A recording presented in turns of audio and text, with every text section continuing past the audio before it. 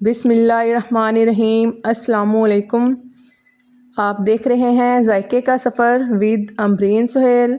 जायके के सफ़र में आज बन रहे हैं बहुत ही मज़ेदार डिलीशियस और सबसे बेस्ट चीज़ जो मैं आपके साथ शेयर करूंगी वो है ये कि हम इनको फ्रीज़ भी कर सकते हैं। आज मैं फ्रोज़न चपली कबाब की रेसिपी शेयर करूंगी, आप इसको ध्यान से देखिएगा तो इंशाल्लाह आपके चपली कबाब बनकर अच्छे से रेडी होंगे। वैसे तो मैंने हर चीज़ की क्वांटिटी ऊपर लिख दी है ताकि आपको बनाने में आसानी हो और आप इसको बआसानी घर में बना सकें।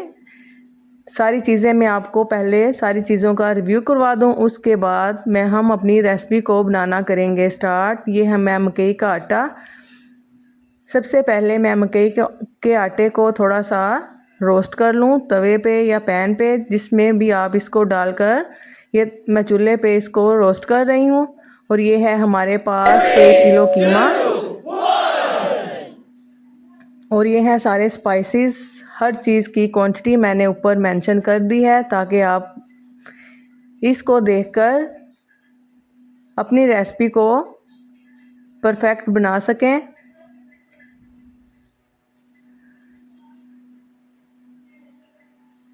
ये है हमारे पास कीमा, इसको हमने धोकर पानी में डालकर अच्छे से इसको हमने निचोड़ कर रख लिया था, ड्राई कर लिया था।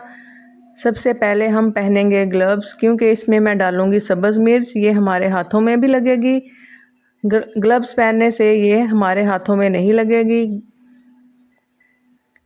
ये हमने बिल्कुल नीट कर कीमा रखा हुआ है, पानी बिल्कुल भी नहीं है इसमें, ये बिल्कुल ड्राई है। इसको मैंने 2 दफ़ा मशीन में से निकाल लिया है ताकि ये बिल्कुल बारीक हो, कोई इसके अंदर दाना ना हो।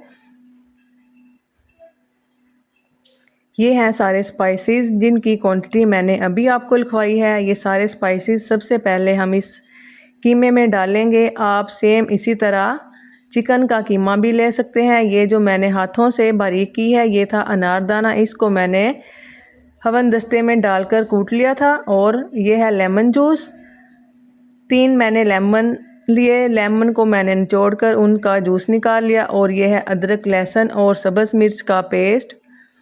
तीनों चीज़ों को हमने मिक्स किया। मिक्स करने के बाद इसको भी हम कीमे के अंदर डालेंगे। बच्चे आजकल के ऐसे हैं कि मटन या बीफ वगैरह शौक से नहीं खाते,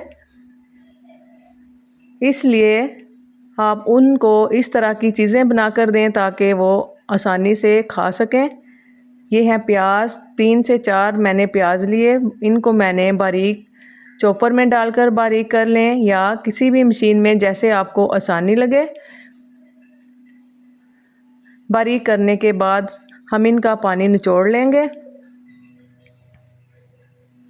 अच्छी तरह इनका पानी निचोड़कर इनको ड्राई कर लें। ड्राई करने के बाद इसमें मैं ये जो कीमे वाला मिक्सचर है इसमें डालती रहूँगी। ये देखें कितना ड्राई है, इसमें पानी बिल्कुल नहीं है। अगर आप इनको फ्रीज़ करेंगे तो इस तरह ये वाला स्टेप आप लाजमी कीजिएगा, इसमें पानी बिल्कुल ना रहे। आप ये बनाकर महीने के लिए या 2 महीने के लिए स्टोर कर सकते हैं। ये बिल्कुल ख़राब नहीं होंगे, ना ही इनकी शेप ख़राब होगी। इनकी शेप का तरीका भी मैं आज आपके साथ शेयर करूंगी। आपसे रिक्वेस्ट है कि आप वीडियो को फुल देखिएगा, आपको शेप इनकी बनाने का तरीका भी मैं आपको बताऊंगी जो लास्ट तक बिल्कुल परफेक्ट रहेगी और ख़राब नहीं होगी। इसको हम बनाएंगे थोड़े बड़े साइज़ में। अब सारे मसाले मैंने एक पैन में डालकर रखे हुए हैं, कीमे वाला मिक्सर वगैरह और सारे मसाले। और ये है हमारे पास मकई का आटा। अगर आपको अच्छा टेस्ट चाहिए तो आप इसमें मकई का आटा रोस्ट करके डालिएगा।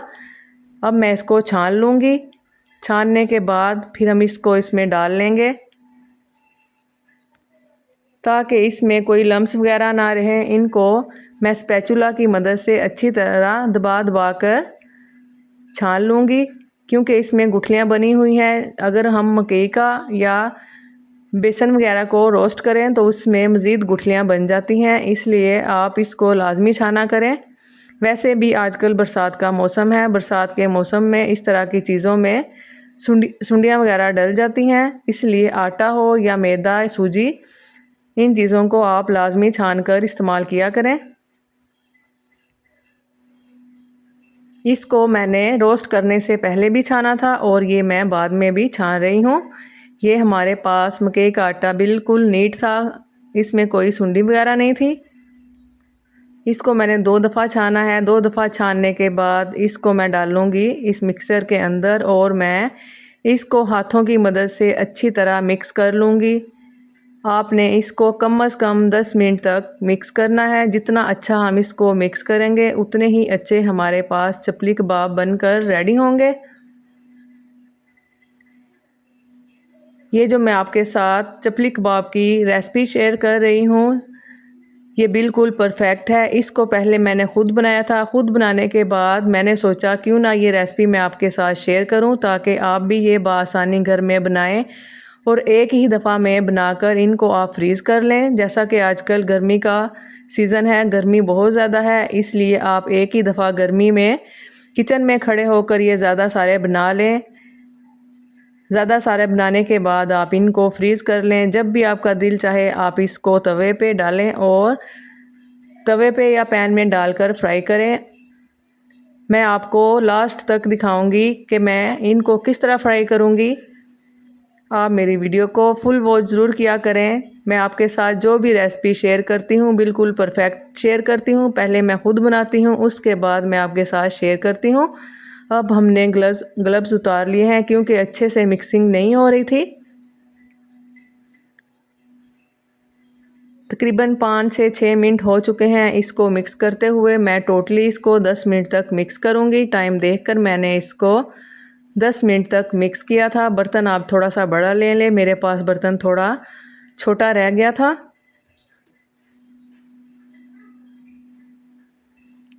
इसी रेसिपी को आप डबल भी कर सकते हैं और आप इसको हाफ भी कर सकते हैं। जो मैंने इसके अंदर स्पाइसेस डाले हैं ये मैंने अपने टेस्ट के अकॉर्डिंग डाले हैं, आप कम या ज़्यादा कर सकते हैं। अजवाइन, मकई का आटा और प्याज़ों का पानी निचोड़कर ये इसके मेन स्टेप हैं, ये वाले आप लाजमी कीजिएगा।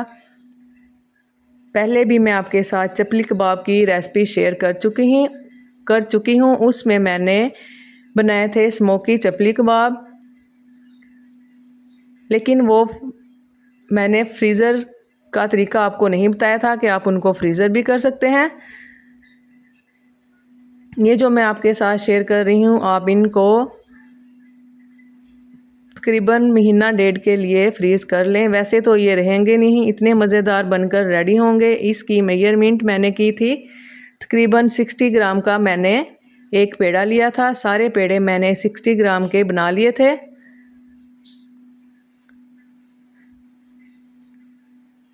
या आपको जिस तरीके से भी आपको आसानी लगे कि ये मैं पेड़ा इस हिसाब से बना रही हूँ, आप उस हिसाब से बना सकते हैं। अगर आपके पास ये स्केल नहीं है तो आप अंदाज़न भी इसको बना सकते हैं। अगर आप रेसिपी को परफेक्ट बनाना चाहते हैं तो आप इस तरह का स्केल लाजमी घर पर लेकर आएँ। ये मैं बेकिंग का जो काम करती हूँ उसके लिए मैंने मेन रखा हुआ है। बहुत ही अच्छा इससे काम होता है, बिल्कुल तसल्ली बख्श। ये मैंने सारे गोल गोल पेड़े बनाकर रख लिए थे। अब हम इनको देंगे शेप हम किस तरह देंगे आप ध्यान से देखिएगा। ये मैंने लिया है जो ज़मीन पे बिछाया है, आपको नज़र नहीं आ रहा लेकिन मैं अभी आपको उठाकर दिखाऊंगी। ये देखें, ये है मेरे पास रैपिंग शीट। आप कोई भी शॉपर ले लें, शॉपर को इस तरह कट कर लें कि इसके ऊपर आपका चपली कबाब पूरा आ सके। और ये जो मैंने नीचे रखा है ये था मेरे पास प्लास्टिक का ग्लास का मैंने लिया था कवर। इतना साइज़ मैंने लिया था। ये पूरे शॉपर पे मैंने लगाया था सबसे पहले ऑयल लगाने के बाद एक पेड़ा उठा लें। पेड़ा उठाकर इस जो मैंने ढक्कन रखा है इसके ऊपर इस तरह रख लें। हाथों की मदद से इसको सेट कर लें और ऊपर से इस तरह शॉपर को जैसे मैं कर रही हूँ सेम इसी तरह कीजिएगा और थोड़ा दबा लें, शेप बिल्कुल परफेक्ट हो जाएगी। अगर आप इससे ज़्यादा बड़े बनाना चाहते हैं आप बड़े भी बना सकते हैं। आप ढक्कन थोड़ा बड़ा ले लें, अगर छोटे तो छोटा ढक्कन ले लें। जिस साइज़ में भी आपको पसंद हो उस तरह का आप बना लेंगे। मीडियम साइज़ का मैं बना रही हूँ, आप इससे बड़े भी बना सकते हैं। अभी जब हम इनको फ्राई करेंगे ये थोड़े सिकुड़ भी जाएंगे। ये देखें, मैंने एक पहले ये बनाया, अब मैं दूसरा भी बना लूँ। ये देखें, इनकी शेप बिल्कुल ख़राब नहीं होगी। ये मैंने दूसरा भी आपके सामने ही बनाया है। पेड़ा उठाया मैंने और हाथों की मदद से इस ढक्कन में इसको सेट कर लें। अगर आप इसको फ्रीज़ करना चाहते हैं तो इसके ऊपर टमाटर का इस्तेमाल बिल्कुल ना करें। वैसे ज़्यादातर इसके दरमियान में लगता है टमाटर, लेकिन मैं टमाटर का इस्तेमाल बिल्कुल नहीं करूँगी क्योंकि ये मैं फ्रीज़ करूँगी।